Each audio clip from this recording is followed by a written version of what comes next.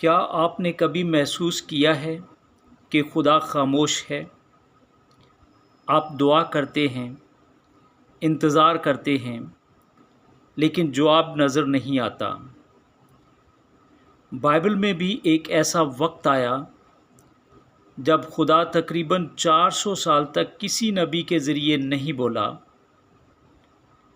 ملاکی کے بعد کوئی نئی نبوت نہیں آئی، کوئی نئی کتاب نہیں لکھی گئی۔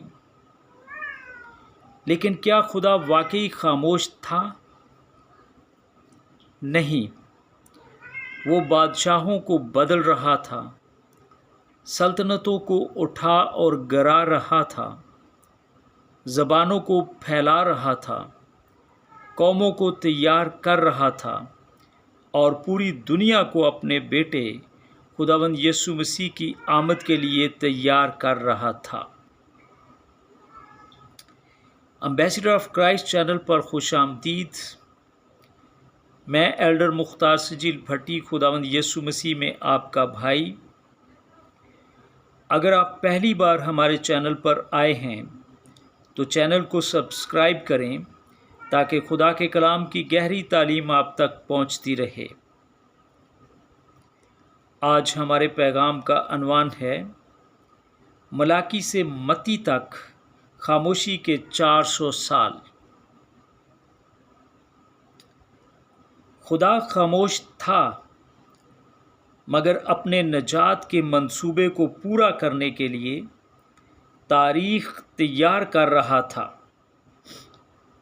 بامطابق گلاطیوں 4 باب کی 4 سے 5 آیت میں یوں مرقوم ہے، لیکن جب وقت پورا ہو گیا تو خدا نے اپنے بیٹے کو بھیجا جو عورت سے پیدا ہوا اور شریعت کے متحد پیدا ہوا، تاکہ شریعت کے متحدوں کو مول لے کر چھڑا لے اور ہم کو لے پالک ہونے کا درجہ ملے۔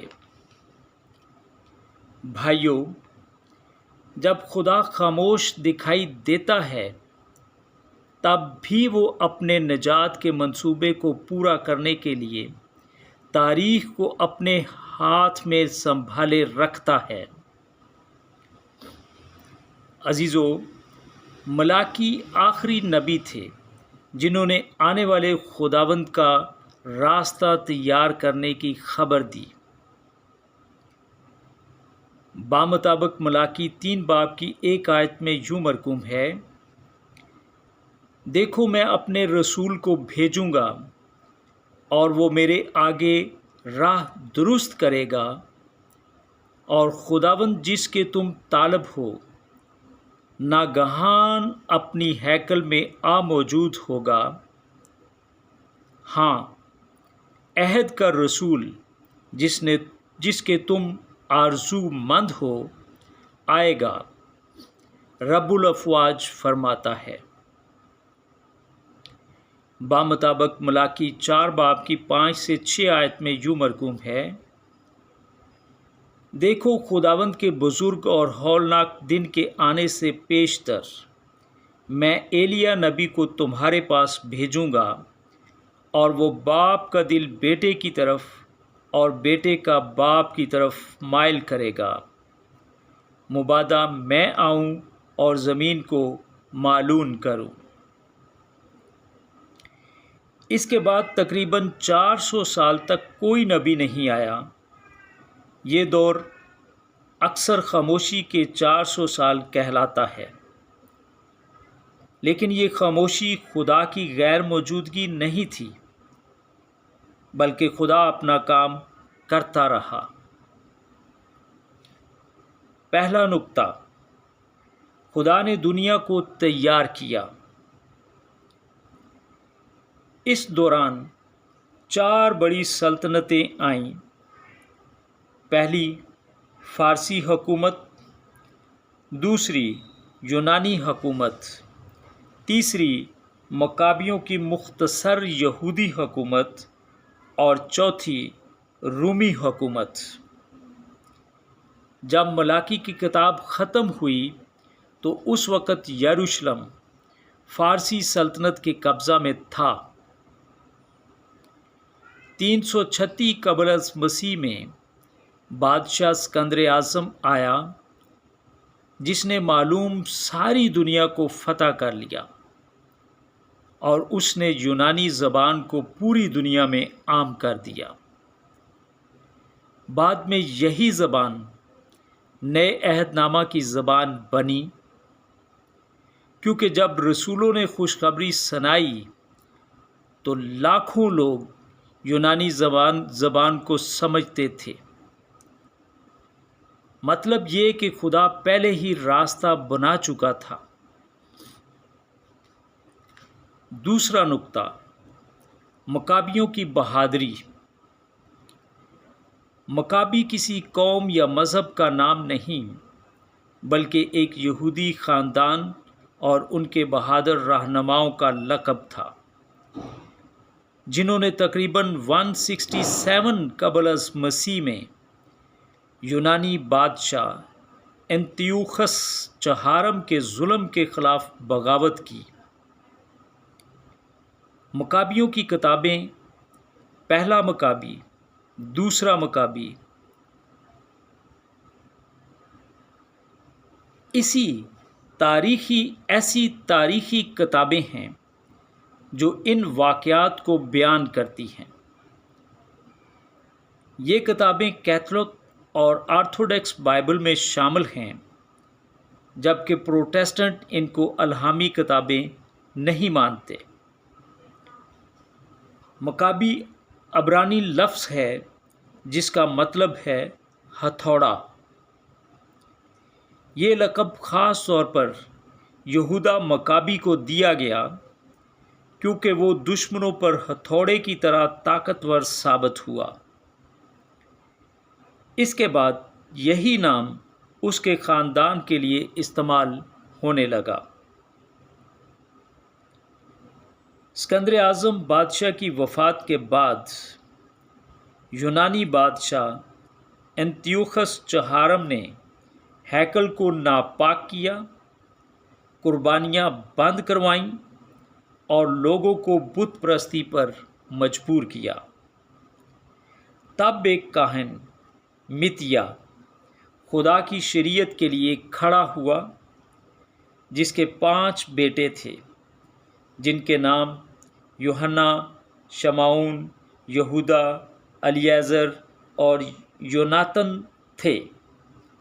اس کے بیٹے یہودا مکابی نے چھوٹی سی فوج کے ساتھ طاقتور سلطنت کا مقابلہ کیا۔ انہوں نے یروشلم کو آزاد کروایا، ہیکل کو پاک کیا اور خدا کی عبادت دوبارہ بحال کی۔ اس واقعہ کی یاد میں آج بھی یہودی ہنوکا مناتے ہیں، جس کو عید تجدید بھی کہتے ہیں، جس کا ذکر یوحنا 10 باب کی 22 آیت میں ملتا ہے۔ عزیزو، اس واقعہ سے ہم یہ سیکھتے ہیں کہ خدا اکثر بڑی سلطنتوں کو نہیں بلکہ ایمان رکھنے والے چند لوگوں کو استعمال کرتا ہے۔ تیسرا نقطہ، فریسی، صدوقی اور رومی حکومت۔ فریسی مکابیوں کے زمانہ میں کچھ یہودی شریعت کی حفاظت کے لیے بہت سرگرم ہوئے۔ ابتدا میں ان کا مقصد اچھا تھا، لیکن وقت کے ساتھ انہوں نے خدا کے کلام کے ساتھ انسانی روایتیں بھی شامل کر دیں۔ اسی لیے یسوع مسیح نے فرمایا، بامطابق مرکز 7 باب کی 8 آیت میں یوں لکھا ہے، تم خدا کے حکم کو چھوڑ کر انسانوں کی روایت کو پکڑے ہوئے ہو۔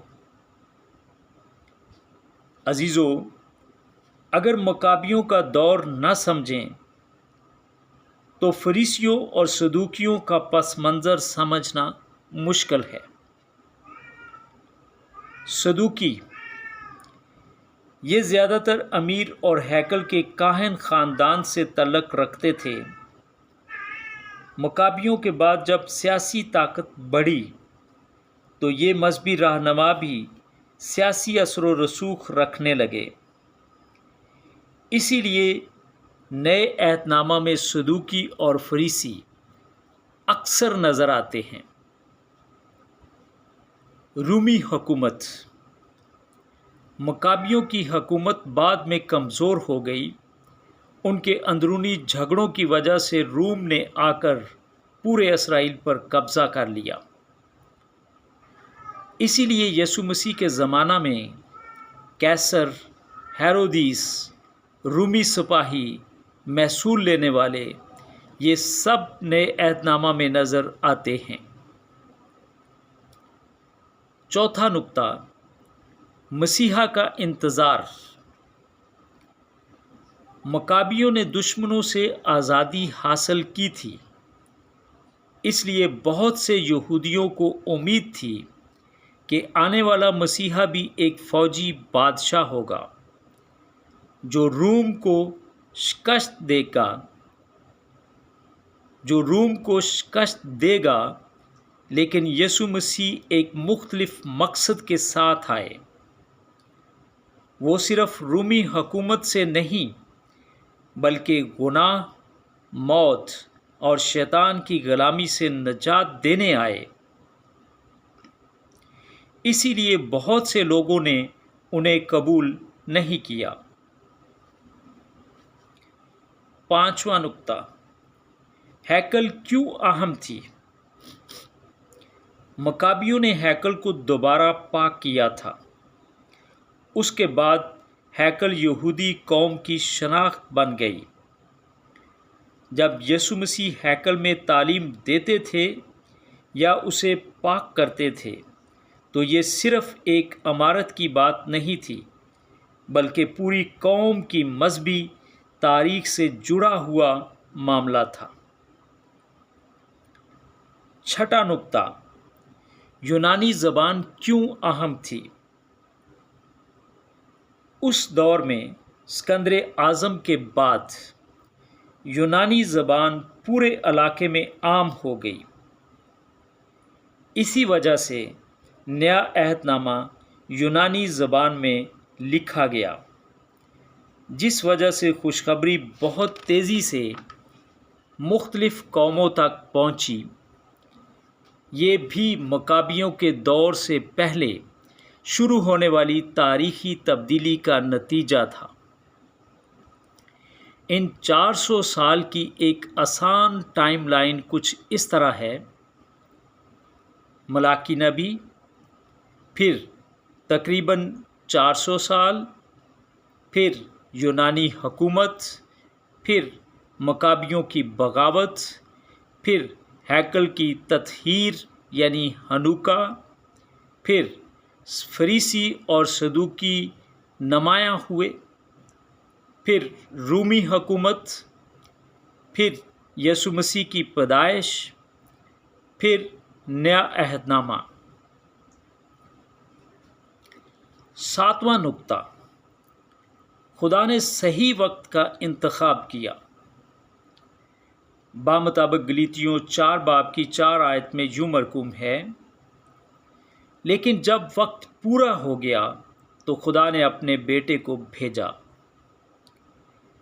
اسی لیے مکابیوں کا زمانہ پرانے عہد نامہ اور نئے عہد نامہ کے درمیان ایک پل ہے۔ یہ ہمیں بتاتا ہے کہ خدا نے تاریخ کو کس طرح تیار کیا تاکہ مسیح کی آمد، خوشخبری کی منادی اور کلیسیا کی بنیاد ایک مناسب وقت پر قائم ہو سکے۔ کیونکہ جب دنیا میں ایک مشترک زبان تھی، رومی سڑکیں سفر کو آسان بنا رہی تھیں، یہودی عبادت خانے مختلف شہروں میں موجود تھے اور لوگ نجات دہندہ کے منتظر تھے، تب خدا نے اپنا بیٹا بھیجا۔ عزیزو، یہ حادثہ نہیں تھا، یہ خدا کا کامل منصوبہ تھا۔ 8वां नुक्ता, यसु मसीह मकाबियों से भी बड़ा नजात दहिंदा। यहूदा मकाबी ने कौम को एक दुश्मन से आज़ाद किया, लेकिन यसु मसीह सिर्फ एक कौम के लिए नहीं आए, बल्कि वो पूरी दुनिया को गुनाह, मौत और शैतान की गुलामी से आज़ाद करने आए। मकाबियों ने हैकल को पाक किया। यसु मसीह हमारे दिलों को पाक करते हैं। मकाबियों ने चंद साल की आज़ादी दिलाई, जबकि यसु मसीह हमेशा की आज़ादी देते हैं। अजीज़ भाइयों और बहनों, अगर आज आपको लगता है कि खुदा खामोश है, तो मलाकी और मत्ती के दरमियान के 400 साल को याद रखें। खुदा खामोश हो सकता है, लेकिन बेअमल नहीं होता। बामुताबिक यूहन्ना 5 बाब की 17 आयत में यूं मरकूम है, मेरा बाप अब तक काम करता है और मैं भी काम करता हूँ। अजीज़ों, वो आपकी ज़िंदगी में भी काम कर रहा है। जो काम उसने तारीख़ में किया था, वो अपने वक्त पर अपने वादे पूरे करता है। भाइयों, मलाकी की खामोशी का इख्तिताम मत्ती की खुशखबरी से हुआ, क्योंकि खामोशी के बाद आसमान से आवाज़ आई। बामुताबिक मत्ती 3 बाब की 17 आयत में यूं मरकूम है, ये मेरा प्यारा बेटा है जिससे मैं खुश हूँ। 400 साल का इंतज़ार एक दिन यसु मसीह की आमद पर ख़त्म हुआ। इसलिए जब आपकी ज़िंदगी में खामोशी हो, तो याद रखें, खुदा खामोश हो सकता है, लेकिन वो कभी अपने मंसूबे से गाफिल नहीं होता। अजीज़ों, आए मिलकर दुआ करें। कदूस कदूस कदूस खुदावंद खुदा, हम तेरा शुक्र बजा लाते हैं कि तू हमेशा वफ़ादार है। अगर मलाकी और मत्ती के दरमियान 400 साल तक कोई नबी नहीं आया, फिर भी तू खामोश रहकर अपनी नजात के मंसूबा पर काम करता रहा। आज हम जानते हैं कि तेरी खामोशी का मतलब तेरी गैर मौजूदगी नहीं, बल्कि तेरी कामिल हिकमत और तेरा मुकर्ररा वक्त है। ए खुदावंद खुदा, हम जब हमारी ज़िंदगी में इंतज़ार के दिन आएं, जब दुआओं के जवाब देर से मिलें और जब हमें महसूस हो कि तू खामोश है, तो हमें ईमान और सब्र अता फरमा, ताकि हम तुझ पर भरोसा रखें और तेरे वादों को मजबूती से थामे रहें। ऐ हमारे नजात दहिंदा खुदावंद यसु मसीह, हम तेरा शुक्र करते हैं कि तू मुकर्ररा वक्त पर इस दुनिया में आया। तू सिर्फ़ इसराइल को नहीं, बल्कि तमाम इंसानों को गुनाह, मौत और शैतान की गुलामी से नजात देने आया। हमारी मदद फरमा कि हम तुझे अपने नजात दहिंदा, अपने बादशाह और अपनी ज़िंदगी के खुदावंद के तौर पर हर रोज़ मानें और तेरे पीछे चलें। ऐ रूल कुदस, हमारे दिलों को रोशन कर, ताकि हम तेरे कलाम को सिर्फ़ इल्म के लिए न पढ़ें, बल्कि उस पर अमल भी करें। हमारी कलीसियाओं, हमारे ख़ानदानों और हमारे मुल्क में बेदारी पैदा कर, ताकि बहुत से लोग यसु मसीह को जानें और नजात पाएं। हम ये सब कुछ अपने नजात दहिंदा खुदावंद यसु मसीह के مہیب اور جلالی نام میں مانگتے ہیں، آمین۔ عزیزو، ہمارا مقصد آپ کو خدا کے کلام کو سمجھنے میں مدد دینا ہے۔ خداوند ہمارے خدا اپنے کلام کے وسیلہ سے ہم سب کو راست باز بنائے۔ آئندہ ملیں گے ایک نئے پیغام کے ساتھ، آمین۔